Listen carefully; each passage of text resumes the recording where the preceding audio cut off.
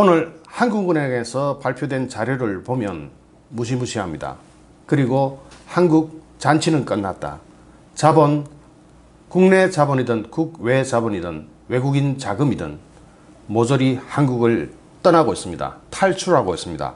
엑소더스 코리아가 현실화되고 있는 것입니다. 이 그래프 한번 보십시오. 2008년도 1월 달에 외국인 자금이 613조 원이 들어와 있었습니다. 그게 올해 5월 달에 505조 원으로 마이너스 108조 원이 달아났습니다. 어디로 갔느냐? 전부 다 해외로 탈출했습니다.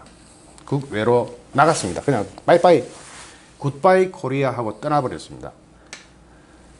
비율로 따지자면 마이너스 21%입니다. 이거는 외국인 자금의 5분의 1이 한국을 떠났다는 얘기를 말씀드리는 겁니다. 보통 심각한 문제가 아닙니다. 6월 5일 한국은행이 드디어 발표를 했습니다. 미루다가 발표를 했습니다. 4월달 경상수지가 마이너스 6.6억 달러, 7년 만에 적자를 달성했습니다. 수출 부진은 이미 예측되어 있던 바고, 여기다가 외국인 배당까지 빠져나가면서 기업 악재를 만나면서 연간 665억 달러의 경상수지 흑자를 달성하겠다는 전망 역시 달성이 어렵게 됐습니다. 이 그래프를 또 한번 보십시오. 이게 박근혜 정부 때입니다. 그래프 올라간 거 한번 보십시오. 국제수지가 박근혜 정부 때는 이렇게 개선돼 오다가 문재인 정부 들어서 드디어 마이너스로 내리박았습니다. 무역수지나 경상수지가 한꺼번에 이렇게 내려갈 수는 없습니다. 이렇게 내려갑니다. 그 경사가 굉장히 가파르면서 드디어 마이너스로 갔습니다. 국제수지 추이를 한번 볼까요? 지금 모든 국제수지가 요 위에 있는 상품수지 빼고 모든 수지가 경상수지, 서비스수지, 보는수지, 보는소득수지 전부 다가 마이너스로 꼬라박았습니다. 한마디로 이야기하자면 끝났습니다. 전부 다 마이너스로 돌았었습니다. 특히 제일 중요한 것이 무역수지는 수출입에 따라서 달라지죠. 하반기에 수출입이 달라질까요? 무역수지가 개선될까요? 그건 여러분이 짐작하시는 바와 제 생각은 같습니다. 개선되기가 굉장히 힘든 상황입니다.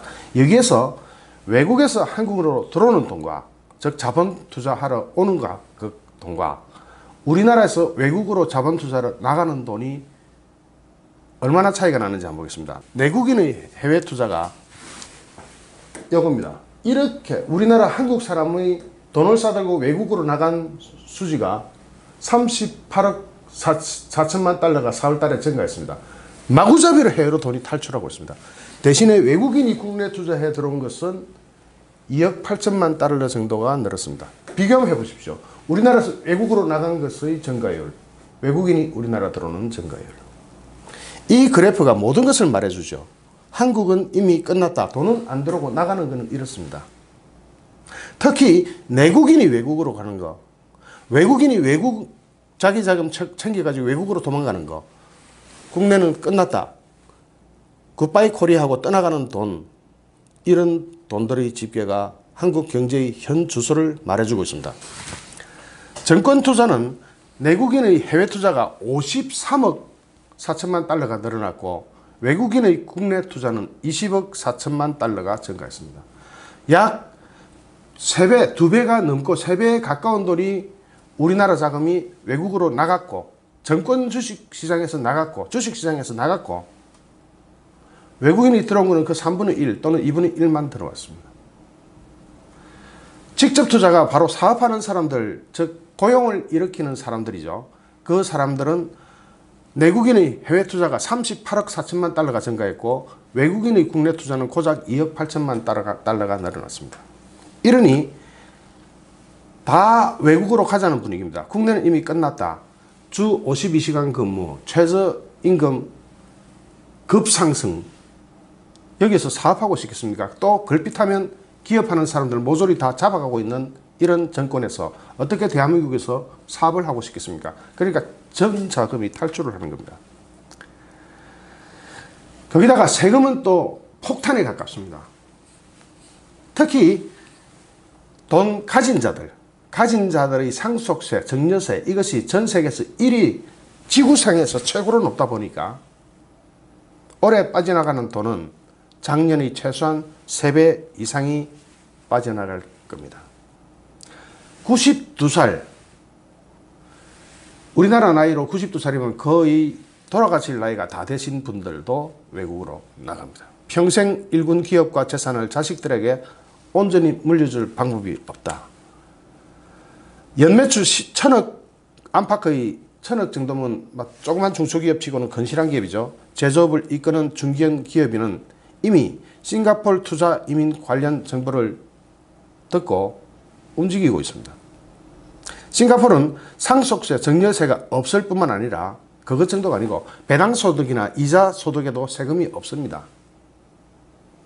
이렇게 배당소득이나 이자소득에 세금이 없는 나라는 싱가포르밖에 있는 게 아닙니다. 캐나다도 없고 다른 호주도 별로 없죠. 전 세계가 다 세금을 없애주는 대신에 투자를 많이 하라고 격려하고 있는데 한국에는 세금 폭탄을 뒤통수로 때려박아 봅니다. 누가 한국에서 사업을 하고 싶겠습니까? 하고 있는 사람도 이렇게 엑소더스 코리아를 하고 있습니다. 근로소득세는 우리나라가 최고 42%지만 싱가포르 같은 경우는 22%에 불과합니다. 절반도 안 됩니다. 싱가포르만 그럴까요? 다른 나라는 더 나은 나라가 많습니다. 중소기업을 하시는 아버지가 가업 승계를 고민하다가 결국 포기했습니다. 세금 감안하면 문 닫는 게 나았습니다. 아버지 주변에 이런 분이 태반입니다. 20년, 30년을 함께 일해온 공장분들 모두 8월에 퇴사합니다. 부자만 죽는 게 아닙니다. 전부 다 같이 죽는 겁니다. 우리나라 세율은 전 세계에서 가장 높습니다. 특히 상속세 증여세율은 상상을 초월할 정도로 높습니다. 미국은 세금을 엄청나게 깎아주고 있습니다. 1120만 달러, 우리나라 돈으로 134억 원까지 상속세, 증여세 비과세입니다. 홍콩, 캐나다, 싱가포르, 호주 이런 데는 아예 상속세나 이런 게 없습니다. 1,000억대 자산가 A씨는 최근 국적을 모나코로 옮겼습니다. 경쟁이 덜한 곳에서 조용히 살고 싶다는 생각과 자녀에게 재산을 온전히 물려주고 싶다. 상속 증여세가 없는 나라로 떠나려는 재산가들의 상담이 최근 1, 2년 사이 크게 늘었다. 아까 얘기했죠. 싱가포르 소득세율 얼마? 22%. 우리나라 소득세율 최고 42%. 이민자들이 가장 많이 찾는 빅3 국가는 미국, 캐나다, 호주. 영어를 쓴다는 거죠. 그리고 세금이 없거나 아주 싸다는 거죠. 싱가포르로 가는 중견기업들의 자산 해외 이전 사례는 제가 자세하게 알려놨습니다. 왜냐하면 이것을 장려하기 위함이 아니라 현실이 어떤지를 보여주기 위해서 우리나라에서 외국으로 자본을 안전하게 이전시켜주는 방법이 이미 그들 사회에서는 노하우로 통용되고 있기 때문에 제가 그걸 캡처해가지고 보도까지 했습니다. 오히려 유사한 노하우는 너무나 많습니다. 트럼프 미국 대통령의 주요 기업에 대한 세제 개혁안이 어떻습니까? 법인 세율을 35%에서 21%로 낮췄습니다.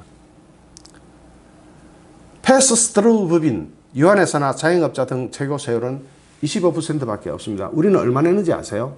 여러분 자영업자 중에 돈 많이 버시는 분들이 있죠. 최고 세율이 42%가 넘습니다. 해외 소득에 대한 과세를 폐지하고 국내로 자금 이동을 추진하고 있는 작전이 트럼프 시대에 먹혀가지고 실업률이 미국이 탄생한 이래 최고로 낮습니다. 해외 보유 유보금에는 한 번만 과세 인정하고 더 이상 세금 안 뜯습니다. 미국의 지금 이러한 전략은 전 세계로 나가 있는 기업을 다시 미국 땅으로 불러들이는 리쇼어링 전략이 성공하고 있는 케이스입니다. 우리는 어떤가요? 재정은 확대를 해가 확대 재정으로 마구마구 퍼주다 보니까 돈이 모자랍니다. 그 방법으로 그 돈이 모자라는 것을 채우는 방법은 뭐가 있죠? 세금을 마구잡이로 더 올려서 뜯거나 국채를 발행하는 겁니다. 이번에 추가 경정 예산 가지고 7조 정도를 가지고 한국당한테 들어와라 하고 있죠. 그건 비교도 안 됩니다. 8조의 국채를 이번 달에만 발행합니다. 추가 경정은 여야랑 합의해야 되는데 국채는 자기 마음대로 발행해 보면 됩니다. 오히려 여권에서는 정세 목소리가 높아지고 있습니다. 법인세, 고소득자 세율을 더 올리자.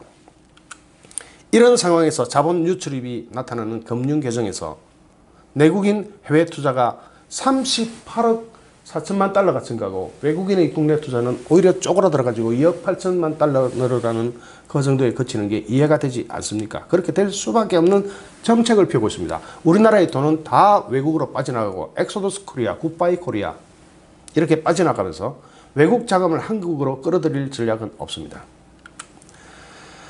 지금 아까 보셨다시피 우리나라에 들어와 있던 외국인 자금이 약 5분의 1가량이 빠져나가고 있습니다. 다 빠져나가는 거죠. 이건 무엇을 의미합니까? 불과 얼마 전까지 박근혜 정부 때만 해도 국제수지 통계, 이거는 한국은행에서 발표한 자료입니다. 제가 만든 자료가 아닙니다. 이 현실이 지금 드디어 마이너스 6.6, 마이너스 14.3, 마이너스 43.3 이런 식으로 고려받고 있는 겁니다. 정말로 절망밖에 없는 나라가 되고 있습니다. 여러분은 어떻게 생각하십니까? 좋아요, 구독하기, 공유하기는 저에게 엄청난 힘이 됩니다. 감사합니다.